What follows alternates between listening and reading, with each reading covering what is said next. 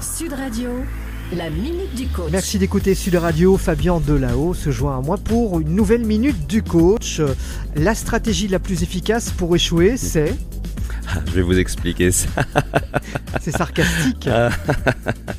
Oui, mais plusieurs personnes risquent de se retrouver dans ce texte que je vais vous lire, puisque maintenant j'alterne tantôt un texte que je lis, que j'écris, tantôt une improvisation au micro. Aujourd'hui, c'est un texte qui commence avec Rudy. Rudy, je change tous les prénoms évidemment, un chef d'entreprise. De mauvais choix en périlleuses décisions, Rudy glisse inexorablement vers la faillite. Autour de lui, sommes-nous passifs ? Non, mais il ne nous entend pas. Sa boutique ne tourne pas, un sous-traitant lui doit de l'argent, beaucoup. Rudy préserve la dite boutique et sa pseudo-relation avec le dit sous-traitant. Ne pas insister surtout.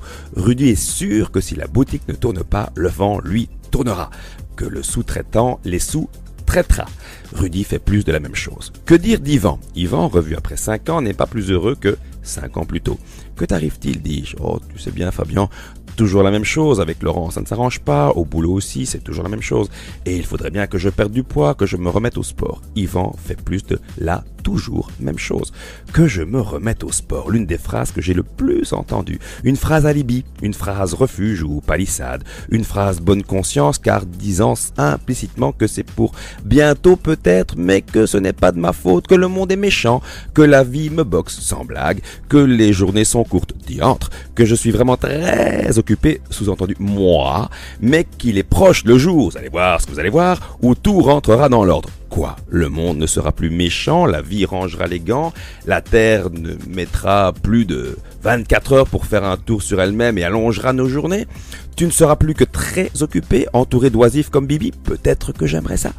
Or donc, il y a un ordre puisque tout doit entrer dedans. Fie des excuses toujours mauvaises. Résolument, la stratégie la plus efficace pour échouer, c'est bien de faire toujours plus de la même chose, d'effectuer le même tir sans jamais le corriger alors que tous les impacts sont à côté de la cible. Comme pour prouver que vous aviez raison, qu'il suffisait d'être patient. Un joueur qui perd et rejoue pour se refaire, et repère et rejoue pour se refaire et repère. Einstein considérait que faire plus de la même chose en espérant un résultat différent était de la folie, de la démence pure. Évitez la démence et posez-vous chaque matin une question: comment mieux réussir aujourd'hui qu'hier ? Entendez ? Comment mieux réussir ma journée d'aujourd'hui ? Demandez-vous régulièrement, comme Mark Zuckerberg, si ce que vous êtes en train de faire est bien la meilleure chose à faire maintenant. Retenez la leçon de Jim Collins, l'auteur du lumineux Good to Great. Le bien est l'ennemi de l'excellence. Les entreprises qui réussissent et durent ont compris ça. C'est dans leur gène, chacune de leurs fibres, leur ADN.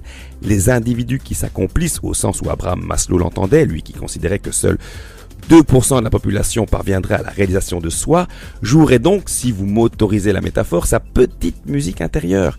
Ces individus, dis-je, l'ont compris aussi. Ils challengent leurs propres convictions. Ils écoutent pas n'importe qui. Pas les bœufs, pas les ruminants, pas les non-pensants. Ils écoutent les respectueux, les élégants, les bienveillants, les experts. Ils font le tri et quand une stratégie dysfonctionne, ils en changent. En marketing, le mot magique est test.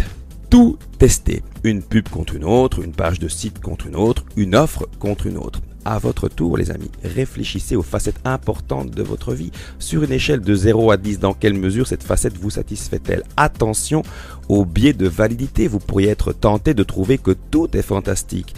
Quels paramètres devez-vous changer pour plus d'excellence, plus de performance, plus de jouissance ? Que pouvez-vous tester dès maintenant ? Vous n'êtes pas content de votre poids ? Changez d'habitude alimentaire.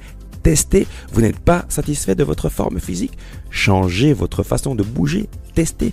Vous n'avez pas une sexualité épanouie, changez votre façon de faire l'amour, il y a d'excellents bouquins là-dessus, ou changez de partenaire, enfin, vous jugerez, ou testerez. Votre travail est pesant, changez-en ou demandez un changement de rôle, de service, d'affectation. Vous lisez un livre ennuyeux, fermez-le. Vos amis vous oublient, relancez-les ou oubliez-les. Changez, testez un nouveau hobby, un nouvel aménagement de votre intérieur, un nouveau trajet. C'est un modèle appris en PNL, programmation neurolinguistique. TOT, test, opération, test, puissant modèle. Plus simplement, que se passerait-il si chaque jour dans un exercice donné, vous faisiez juste un peu mieux, 0,1% de mieux que la veille ? Que se passerait-il au bout d'un an, 365 jours ? Si vous êtes à 100 et que vous vous améliorez tous les jours de 0,1%, vous aurez amélioré vos performances de 44%. Et même s'il est utopique d'envisager une progression constante, sans creux, même si toute évolution exige presque ses involutions, c'est un Mark Twain inspiré qui a dit que l'amélioration continue est mieux que la perfection remise à plus tard. Dont acte. Quand le troupeau paît en paix, l'aigle se demande s'il est des cieux plus beaux, des vols plus hauts, une vie plus grande. Bon vol avec lui et à très vite. Merci Fabien.